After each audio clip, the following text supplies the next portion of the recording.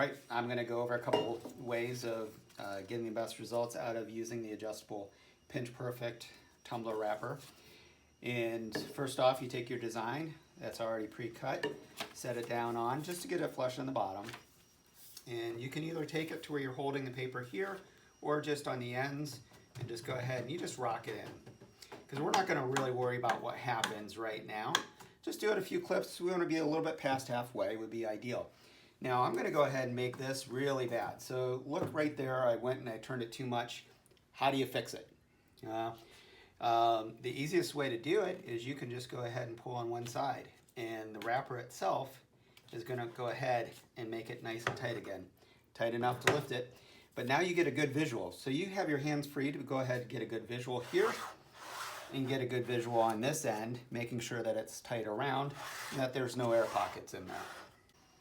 All right, so what we're going to do is talk about the tape tabs. The tabs, we're going to use a piece of tape. We have masking tape here. You want to use a good quality because if you use some of the less expensive stuff as you try to take it off, it's just going to fall to pieces. So you can use regular sublimation tape, no problem. But what you want to do is go ahead and push it on to make sure it's on because we're actually going to use these to pull the sublimation paper super tight around. It makes it very easy.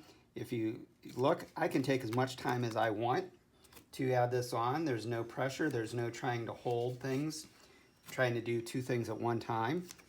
So we're going to do that. We're going to just double check, make sure that our paper is tight.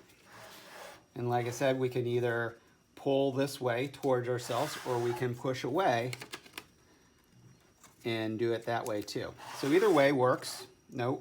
No issues with ones, but put your finger on the side wherever the tape isn't. All we're doing is just holding the paper down. We're not putting any pressure downward on the tumbler, and we're pulling. We're pulling right out towards us, and then just a little bit of pressure to do that. We don't really need to do anything. We're not pushing the tape on hard at this point. Then we're going to go to the next one. We're actually going to take this and we're going to pull this in this direction here, just a little bit away from this center one, just to make sure that we're getting all the tape. This one we're going to pull in a little bit of that direction, just so we're away. And we're going to just alternate. And that's all that we have to do here, is just alternate. And that piece came off, but it doesn't matter because we have it all held.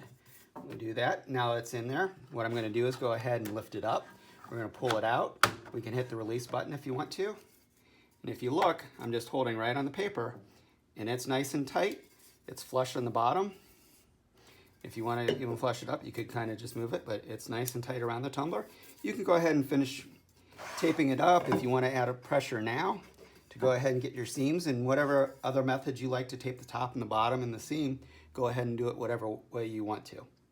If there's any questions, you can always reach out to us at cs@plymouthcreativeproducts.com. Thank you and have a great day.